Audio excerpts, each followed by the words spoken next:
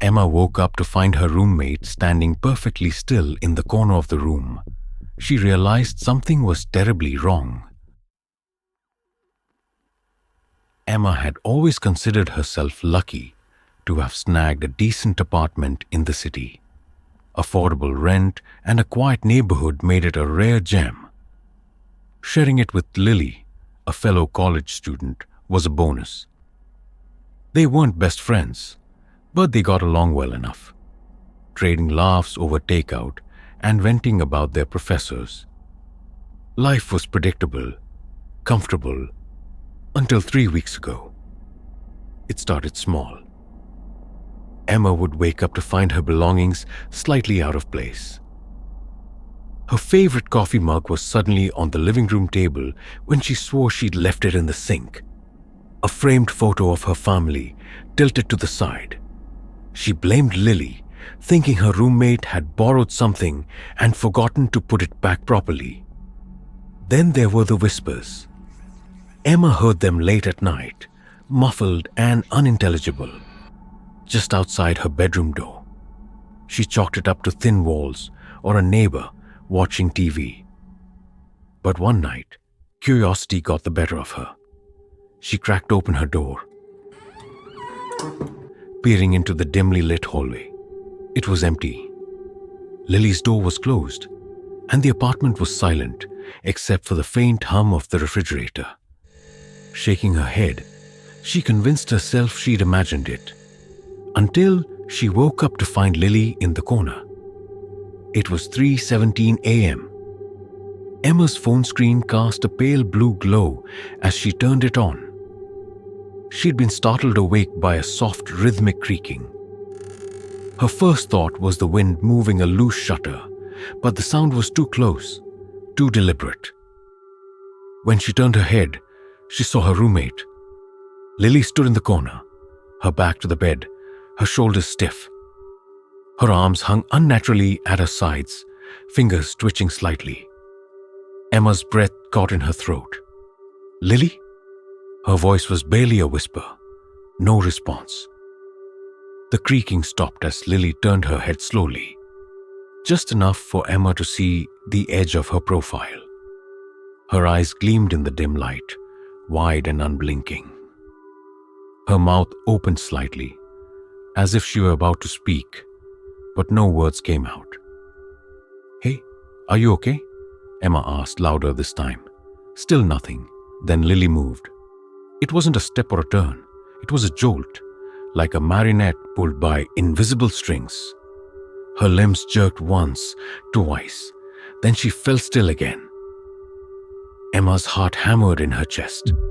She wanted to scream, to bolt from the room, but fear rooted her in place.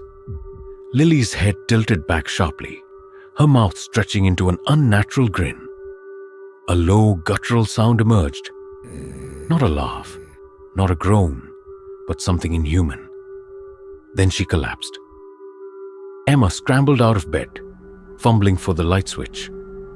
Harsh, fluorescent light flooded the room. And there was Lily, crumpled on the floor, breathing shallowly. Emma crouched beside her, shaking her shoulder. "Lily, wake up!" Lily's eyes fluttered open, dazed and unfocused. "What happened?" she mumbled. "No, you wouldn't answer me. And then you collapsed." Lily's brows knitted together. "I don't remember anything. I was asleep." Emma's stomach churned. "You weren't asleep, you were." She trailed off, realizing how crazy it sounded. Instead, she helped Lily to her bed and decided they'd talk in the morning. The next few days were a blur of tension.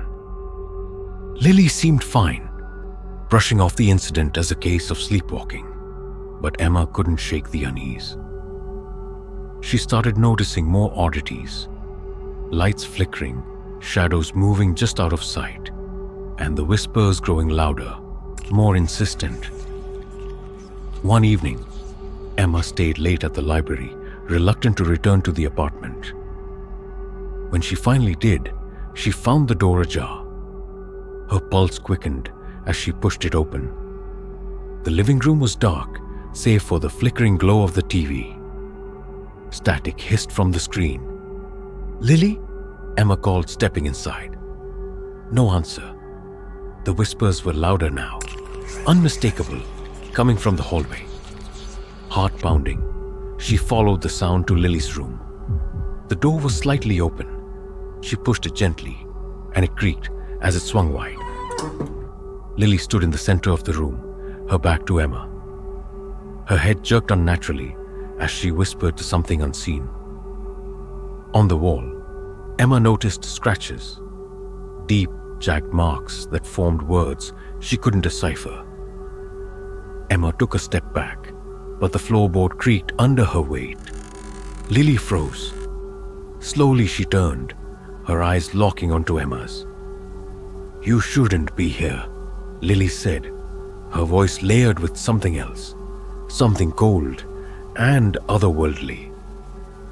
Emma turned and ran. She didn't stop until she was outside, breathless and trembling. When she looked back at the apartment, Lily was standing at the window, watching her. Emma never went back. She stayed with friends, made excuses to avoid the apartment, and eventually found a new place. She blocked Lily's number and tried to forget, but the whispers followed her.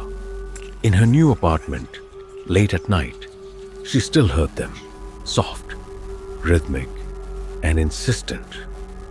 And sometimes, when she looked in the mirror, she thought she saw someone else staring back. Emma began to notice the whispers weren't just external. They seeped into her mind, filling her thoughts with fragmented voices. She couldn't concentrate at work. Her dreams became disjointed and terrifying, and her reflection in mirrors grew stranger. Sometimes her own face seemed to change, warping into a twisted grin that wasn't her own. She sought help, visiting therapists and even a paranormal expert. The therapist dismissed her fears as trauma-induced paranoia. The paranormal expert, an older man named Jonas, listened with an unsettling intensity. When she finished, he said, "It's not just following you. It's already inside you." "What does that mean?" Emma asked, her voice trembling. "Whatever it is that haunted your roommate didn't leave with her. It attached itself to you. These things, they spread like a disease." Jonas handed her a small vial of dark liquid. "Drink this before you sleep. It might suppress it, but it's no cure. You need to confront whatever this is directly." Desperate, Emma followed his advice. That night, after drinking the potion, she felt a strange heaviness and slipped into a deep sleep. Her dreams were vivid. She was back in the apartment, standing in Lily's room. The scratches on the wall now glowed with a faint red light, and Lily's voice echoed around her. "Why did you leave me?" Lily's figure emerged from the shadows, but her face was distorted, her body twitching unnaturally.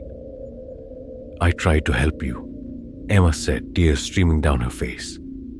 "You didn't stay." Lily's voice became layered, dozens of tones overlapping.